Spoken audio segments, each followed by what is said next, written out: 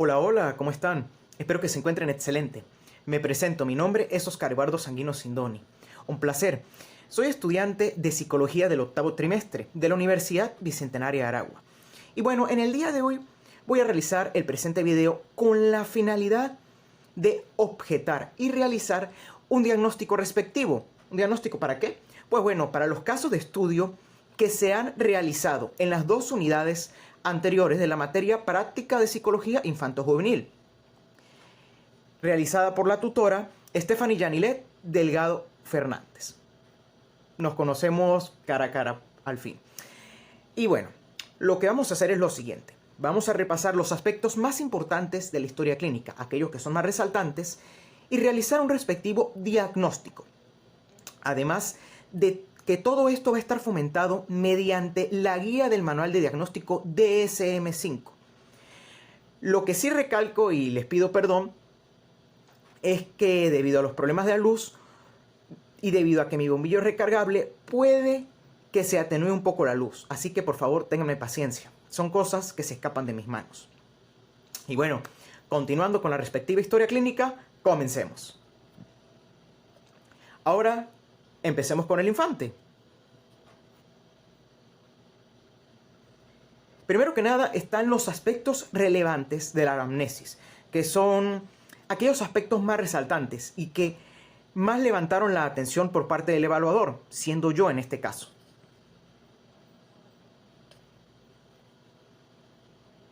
Ahora bien, si bien la anamnesis tiene muchísimos más datos que estos, he de recalcar, estos son los que más llamaron mi atención, ya que tienden a ser, por decirlo de alguna manera, catalizadores que han llevado al diagnóstico final. Pero vamos por partes. El primero de ellos es la historia médica. Ahora bien, el niño está completamente sano, es un niño muy saludable. Sin embargo, la psicopedagoga de la escuela tiene la sospecha de poseer autismo grado leve. Pero ¿qué pasa? No ha podido ir a controles, ya que la respectiva psicopedagoga se fue del país y los padres, pues entre una cosa y la otra, no han podido llevarlo y no han tenido tiempo. Por lo cual, esa sospecha se ha ido, por decirlo así, enalteciendo y agrandando en el ámbito familiar. Por otro lado, está el desarrollo del habla. El niño empezó a hablar con fluidez a los 2 años, que para unos niños puede estar dentro del promedio, pero para otros no. Y en este caso, tomando en cuenta las sospechas, pues va muy relacionado, ¿no les parece? Y por otro lado está la conducta. Es un niño bastante impulsivo, con mal genio y además en ciertas situaciones presenta una gran incomodidad, por lo cual es bastante evidente. No sabe disimular muy bien. Ahora bien, vámonos con las funciones mentales. ¿Qué fue lo que más resaltante se logró apreciar de las funciones mentales? Siendo básicamente, por decirlo de alguna manera, las primeras impresiones. Y si bien son varias funciones mentales, estas son las que más resaltaron, tanto para bien como para mal, con ventajas y desventajas. La primera de ellas es la atención. El infante posee una buena focalización en los temas que son de su interés, que en este caso son los dinosaurios, los animales y la vida silvestre. Al niño le encantan este tipo de cosas. Y en el lado negativo es que no logra focalizar su atención en varios estímulos, ya que se centra en ese estímulo y si le llegan otros, como quien dice, el que mucho abarca poco aprieta, y en este niño no puede abarcar muchas cosas. La percepción, posee una buena percepción, pero es extremadamente sensible, posee una gran hipersensibilidad, además de que mediante ciertos estímulos disparadores se pueden provocar exaltaciones e incomodidad en algunas ocasiones. La comunicación, pues la comunicación es semifluida, empezando por el hecho de que mira los ojos entre el 20 y 30% del tiempo. Además de que se desconcentra y de repente sin algún contexto habla de los temas que más le gustan, aunque no sea eso lo que uno le esté preguntando. Ya me pasó varias veces con él. Ahora bien, el lenguaje. El lenguaje es excepcional. Posee una gran formalidad, un léxico increíble y una gran capacidad de síntesis en los temas que más le gustan. Obviamente, en este caso está por encima del promedio de los niños de su edad. La interacción social. Aquí es donde se empieza a ver el talón de Aquiles. Y es que si bien es buena con sus conocidos y familiares y personas a quien les tiene confianza, no es buena con otros. No posee una buena interacción social con otros. Además de que con personas que no conoce presenta episodios de impulsividad. Eso es algo muy a recalcar. El aprendizaje por encima del promedio es increíble. En cuanto a las emociones o afectividad, el niño sí las entiende. ¿Para qué? Pero en cuanto al afecto, no es tanto así, ya que si es afectuoso, no lo es tanto con los desconocidos. Aquí cometí un error, me disculpan. Ahora bien, la estructura cognitiva del niño, en conclusión, se puede concluir que es bastante buena, con ciertas deficiencias, sobre todo en el aspecto de la adaptabilidad, al igual que en la interacción social y en el entendimiento de otro tipo de comunicaciones, como pueden ser la no verbal, ya que no las logra entender muy bien. Y en cuanto a la adaptabilidad, créanme cuando les digo que es bastante notorio, sobre todo en preguntas que a él le incomodan o no le parecen agradar mucho. Y más adelante se va a rectificar esto con creces. Estos fueron los instrumentos que se le aplicaron al infante. Fue desde entrevista, pasando por juegos lúdicos, unas cuantas pruebas de motricidad, también aprendizaje lógico con letras y números. Por cierto, en el tema de las letras está súper avanzado. También pruebas observativas, al igual que otras pruebas de inteligencia que son más pequeñas y adaptadas, por supuesto, a su edad, al igual que la observación de estímulo-respuesta y pruebas de memoria verbal y gráfica. Todo esto de una forma didáctica y que en este caso el infante muchas veces ni siquiera se dio cuenta que estaba siendo evaluado. Hasta se estaba divirtiendo. Por supuesto, con ciertas excepciones. Y es ahí donde recalco la baja adaptabilidad que este posee. Ahora bien, vámonos con las herramientas para la profundización evaluativa psicológica del infante. Aquí se aplicaron dos principalmente. La primera de ellas es el test de Bender. Este es básicamente un test proyectivo. Como pueden ver, se basa en graficar o en dibujar lo más parecida posible cada una de las formas que se encuentran acá. Son diversas formas geométricas. Ahora, si bien este test de Bender se puede realizar para diversos grupos etarios, en este caso sí, se lo realicé al infante con el fin de medir su coordinación, pero principalmente su atención y su adaptabilidad, además de la capacidad que tiene este para concentrarse. Estas tres últimas fueron las principales razones por las que se la apliqué. Pero eso sí, en este caso hay que tomar en cuenta la edad y las demás funciones mentales que son el talón de Aquiles para el infante. ¿Cómo está estructurada esta prueba? Pues básicamente se mide por errores. Hay que buscar los errores en cada una de las graficaciones. Cada error equivale a un punto. Y esto se compara mediante equivalencia. Las equivalencias es la puntuación en comparación al rango de edad y en comparación a la edad que el niño posee.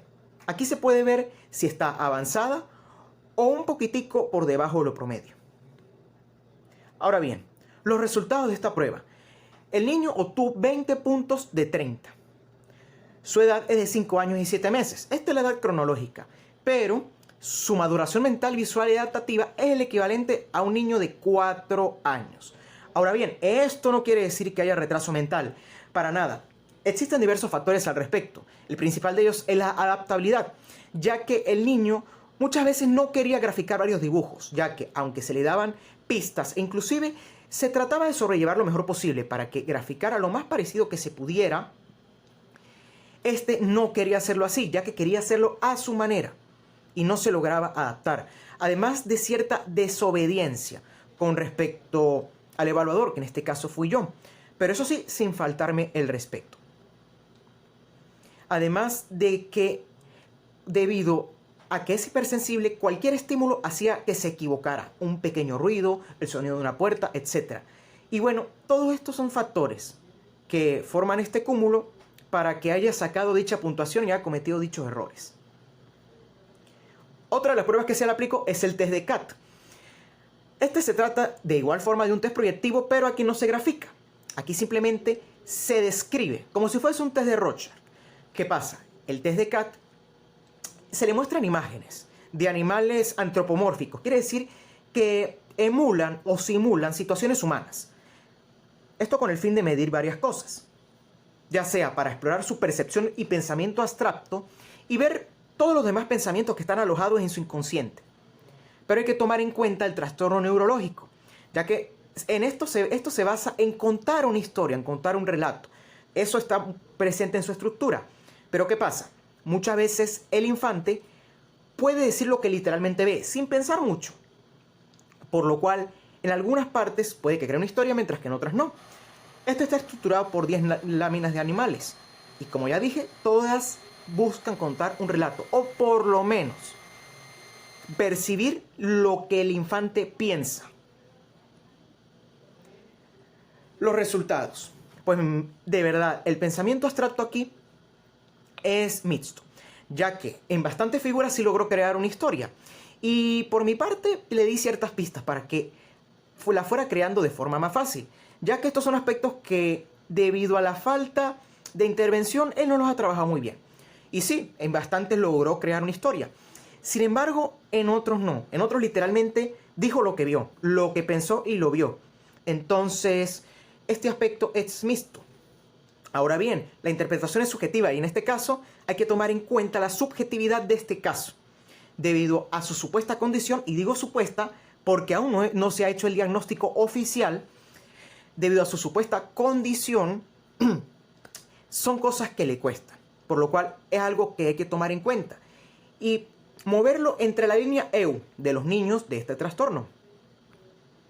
Ahora bien, vámonos con el adolescente, la etapa media entre la niñez y la adultez, y una de las más complicadas, créanme. Empezaremos viendo los aspectos más relevantes de la anamnesis del joven. En este caso sí fueron varios, ya que el caso es un poquito más complejo, debido a ciertas situaciones que se dan desde el nacimiento. Primero que nada está la evolución postnatal. Todo se hizo de la mejor manera posible. Los papás lo llevaron a los controles, vacunas, alimentación, etc. Pero en cada uno de los controles, varios especialistas lo diagnosticaron con autismo moderado, tanto a nivel psiquiátrico como neurológico y psicológico, por lo cual se encuentra en este grado ya de forma oficial por otros especialistas. Historia médica. Es bastante saludable de igual manera, pero toma pastillas para dormir, ya que debido a su hipersensibilidad, cualquier estímulo lo despierta. Además de que vive en una zona céntrica de la ciudad de aquí del Vigía Estado Mérida, por lo cual hay muchos carros, muchas motos y gente pasando por ahí, por lo cual es muy fácil que se despierte. Desarrollo neuromuscular. El joven empezó a caminar, o sea, no a caminar, pero sí a desenvolverse bien fue a partir de los 3 años de edad, por lo cual fue un poquito tardado. Desarrollo del habla, igual a los 3 años. Ya aquí podemos ver un poco de intensidad y un poquito de gravedad en comparación al infante, en estos aspectos, por supuesto. Pero hay otros que se diferencian bastante. Los hábitos. El joven posee hábitos saludables, que van desde ir al gimnasio. Esto le ayuda, que van primero ir al gimnasio. Esto le ayuda a otras áreas, como pueden ser a manejar mejor su ansiedad, a convivir, e inclusive tiene pareja, lo cual es bastante resaltante, tomando en cuenta el promedio de los jóvenes de su edad, que les cuesta mucho relacionarse. Y tener pareja sobre todo debido al entendimiento y al estado emocional de ambos. La dinámica familiar, pues, es polarizada. ¿Por qué? Y es que la mamá los abandonó, tanto al papá como a él. Por lo cual, él quiere muchísimo más al papá y a todo el lado de la familia del papá, más que a la mamá, debido a dicho abandono. Por lo cual se encuentra ese extremismo por ese lado, determinada por dicha polarización. Ahora bien, las funciones mentales que más llamaron mi atención y que donde se encontraron variaciones. Atención, también muy buena focalización, pero esto no aplica cuando son más de 2 estímulos. Ya esto es como la base, literalmente. La percepción es extremadamente sensible, además de que se puede incomodar fácilmente y se exalta al menor estímulo. Lo digo porque ya lo probé. Ya van a ver en las pruebas.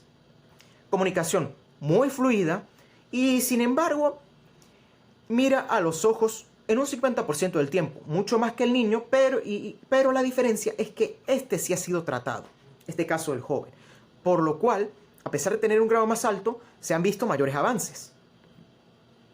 Lenguaje, un léxico de verdad grandísimo, envidiable, bastante maduro, analítico para pensar las cosas y para expresarlas, y está muy por encima del promedio, de verdad. Interacción social. Posee muy buenas bases en cuanto a esto, conoce las reglas sociales e investiga para encajar lo mejor posible en la sociedad. Y logra crear relaciones sociales y amorosas que puedan perdurar un periodo de tiempo prolongado, dentro de lo que cabe, por supuesto. El aprendizaje está extremadamente por encima del promedio. Literal, el joven posee un coeficiente intelectual alto, y eso que no le hice una prueba referente a ello, ¿no? También por otro lado están las emociones o la afectividad. Él las entiende bastante bien, pero es neutro en cuanto a la expresión de las mismas. No es bastante expresivo, pero poco a poco va aprendiendo. Pero sí las entiende, lo cual es un punto a favor. Pensamiento. Tiene un pensamiento bastante complejo y por encima del promedio. Tiene un pensamiento abstracto buenísimo y de verdad son áreas que se le dan bastante bien. La inteligencia es un caso de autismo de alto rendimiento. Altísimo, me atrevo a decir. Ya que no solamente la adquisición de conocimientos, sino lo que puede hacer con ellos es envidiable. Tanto en trabajos académicos, en la vida diaria, en la práctica, en el hablar, en diversas áreas. Y esto lo investigué charlando con él, realizándole las distintas pruebas y hablando con su padre. Y también con otros amigos que estaban en el centro comercial que él frecuenta por lo general. Ahora bien, la estructura cognitiva del joven es excelente, de verdad, excelente. Por supuesto, tomando en cuenta el promedio de los jóvenes con el trastorno del espectro autista grado moderado, en este caso. Y que inclusive en ciertas funciones mentales está por encima del promedio de los jóvenes de su edad como tal, que en este caso él tiene 17 años, por supuesto. Ahora bien, hay ciertas cosas que se pueden mejorar, como la interacción social y la expresión de las emociones.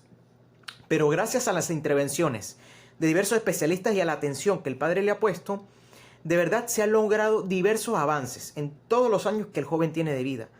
Muchísimos, tomando en cuenta su padecimiento y su psicopatología. Ahora bien, estos fueron los instrumentos aplicados. Estos son más complejos y por supuesto están adaptados a su edad. La base es la entrevista, por supuesto, evaluación, estímulo-respuesta, observación del lenguaje, la prueba de inteligencia observativa, la prueba de aprendizaje. También está la evaluación mediante videojuegos para ver sus capacidades analíticas y de respuesta rápida, por supuesto. Al igual que la aplicación de trivias para ver sus conocimientos y ver cómo se puede desempeñar ante situaciones de estrés y bueno, un gran etcétera. Aquí las pueden ver más al detalle. Ahora bien, estas son las herramientas para la profundización evaluativa psicológica que se le aplicaron al adolescente. De igual manera, fueron dos. Primero que nada, está el test de Barrett. Aquí es donde empiezan los test psicométricos. Al joven le apliqué 2 test psicométricos debido a sus grandes capacidades cognitivas, además de que a su edad ya debería adecuarse a este tipo de pruebas. A ver, el objetivo del test de Barrett es medir la impulsividad, netamente eso, y con ese fin principal es que se lo apliqué. Pero claro, hay que tomar en cuenta que este posee un trastorno neurológico, por lo cual los resultados que se arrojen son muy subjetivos y deben ser interpretados de una manera un poco distinta. Por este caso, el evaluador, siendo yo, por supuesto. Su estructura consta de 30 ítems y de 3 subescalas. Ahora bien, estos fueron los resultados. En cada uno de las subescalas, siendo los pequeños grupitos de impulsividad, existen 3. Está la de atención, la motriz y la de planificación. En la de impulsividad, de atención sacó 20 puntos. En la de motriz sacó 28 y en la planificación 37 puntos. Dando un total de 85 puntos. Esto es alto. Esto es bastante alto, tengo que decir. Pero, tomando en cuenta el trastorno neurológico y el grado en el que se encuentra, pues no es sorpresa para nadie. Ahora bien, lo que es la impulsividad motriz y en la atención no se nota tanto, pero en la planificación sí. por lo cual es algo a tener muy en cuenta. Pero esto rectifica bastante el grado del espectro autista en el que se encuentra. Por supuesto, tomando su contexto en consideración. Por último está el test de Goldstein o Goldstein, como prefieren llamarle. Este es uno de los tests más largos. Fue el más largo que se le aplicó en realidad. Y debido a las expresiones que él hizo, fue el que más disfrutó. Ya que el objetivo era medir la sociabilidad y la personalidad. Y ver, por decirlo de alguna manera, ciertas facetas de la misma que se puedan presentar en el joven. Esto hay que tomar en cuenta su trastorno neurológico. De igual forma. Consta de 50 ítems, 5 subescalas y 6 grupos. Cada grupo representa un tipo de habilidad social distinto, que van desde básicas, avanzadas, etc. Ahora bien, los resultados son estos. Pero primero que nada hay que hablar de la presente fórmula, que es para sacar la puntuación directa ponderada. La puntuación directa ponderada es el resultado total de cada uno de los grupos. Los resultados deben de ser por porcentajes. Esto es para ver cuál tipo de grupo le cuesta más y en qué tipo de personalidad o qué tipo de características se abarcan más al joven. Déjenme explicarles mediante los resultados. La fórmula es la puntuación directa obtenida, que fue la puntuación directa que marcó el joven en cada uno de los ítems, dividido entre la puntuación directa máxima. Esto es en el supuesto, en la hipotética suposición de que el joven haya marcado la máxima puntuación en cada uno de los ítems, la máxima, por 100. Ahí se saca la puntuación directa ponderada, siendo el resultado. Permítanme acercar, con permiso. En el grupo 1 obtuvo un 80%. Estas son las primeras habilidades sociales, que va bien. En el grupo 2 están las habilidades sociales avanzadas. Este fue en el que menos puntuación sacó. En el que menos porcentaje sacó, quiero decir. Tercero están las habilidades sociales relacionadas con los sentimientos, 80%, tampoco nada mal. Habilidades alternativas, 82.22, para hacer frente al estrés, 71%, y de planificación, 90%. Ahora bien, esto puede representar varios factores, ¿no? Porque existe cierta contradicción entre esto y la prueba de barra con respecto a la planificación, ya que puede depender mucho en el momento adecuado y en el momento en el que al joven se le aplicaron las pruebas, ya que no todo se le aplicó en un mismo día, por lo cual aquí se nota la variación, ¿no? Ahora bien, todas las habilidades, por lo menos en esta prueba, se ve que están bastante bien, en detrimento y en disminución de las habilidades sociales avanzadas, que puede mejorar, pero no hay ninguna sorpresa tomando en cuenta el promedio de los chicos del trastorno del espectro autista grave o moderado de su edad. Ahora bien, vámonos con los criterios diagnósticos del DSM-5. Por supuesto, perdónenme que les muestre estas páginas. Estas son las páginas originales del manual, pero voy a leerles los más resaltantes. Y fue lo que vi en los casos tanto del joven como del infante. Esto es para proporcionar y, por decirlo de alguna manera, sustentar el diagnóstico que posteriormente se va a realizar, por supuesto. Trastorno del espectro autista. Se trata de deficiencias persistentes en la comunicación social y la interacción en diversos contextos. La reciprocidad, las emociones, conductas comunicativas, comprensión de relaciones pueden variar y bueno, un largo etcétera. Existen ciertos movimientos repetitivos, en este caso no los logré anotar.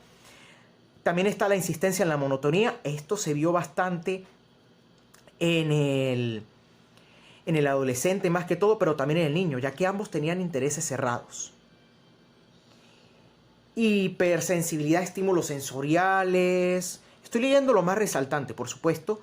Y también lo que noté y lo que me disparó, como quien dice, esas banderas para lograr entender qué tipo de trastorno es el que poseen. Ahora bien, cada una de las sintomatologías están presentes en las primeras fases. El niño está en las primeras fases y el joven también las presentó durante toda su vida. Ahora bien, no tienen discapacidad intelectual. Sin embargo, pueden padecer cierta comorbilidad. En este caso, el joven no posee comorbilidad, pero el menor sí posee una comorbilidad. Ya la vamos a ver a continuación.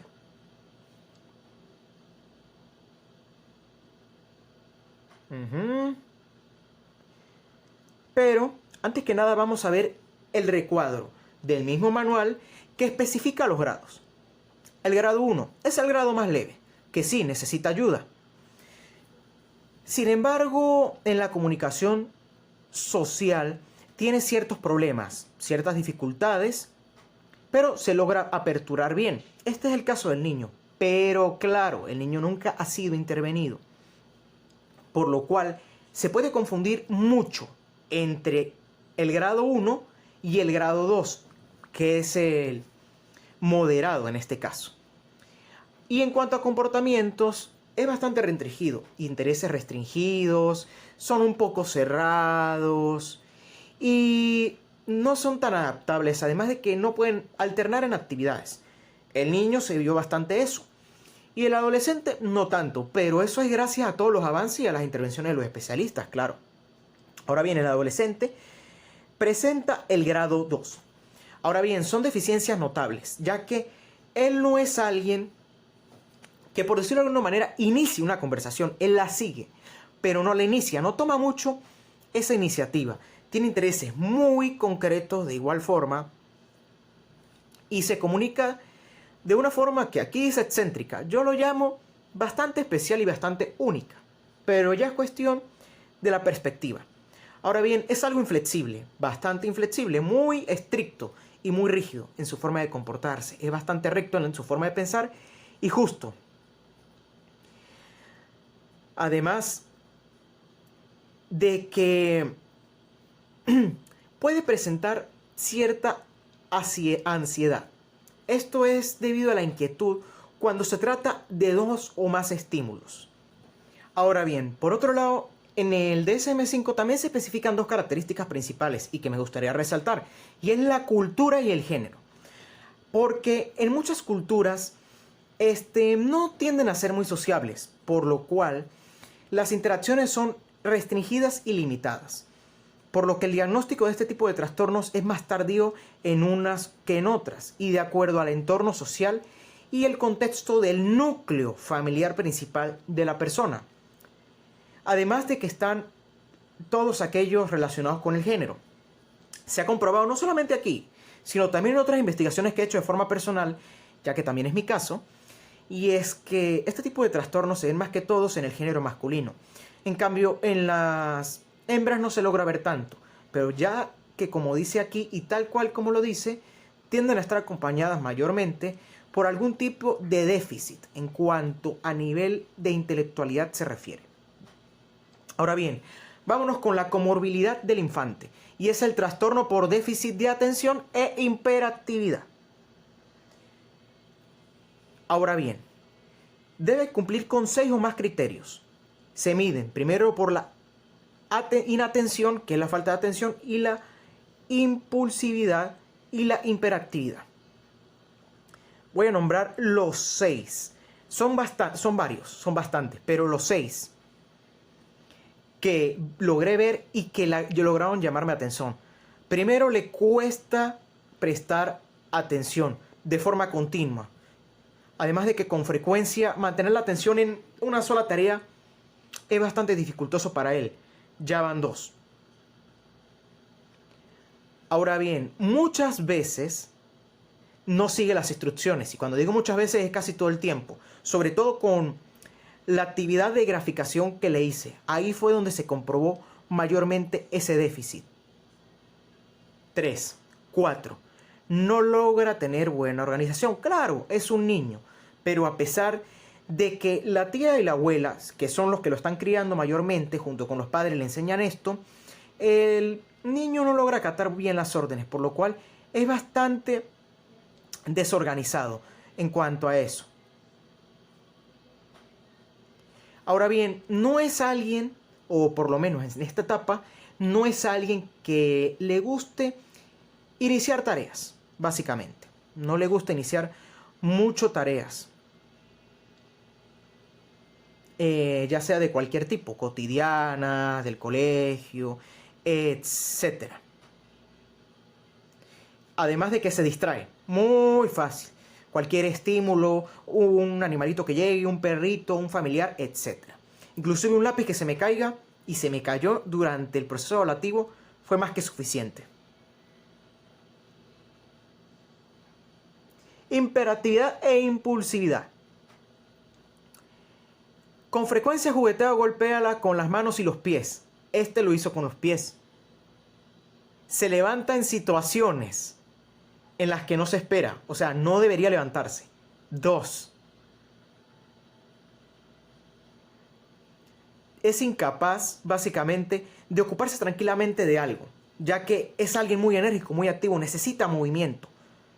Tal cual.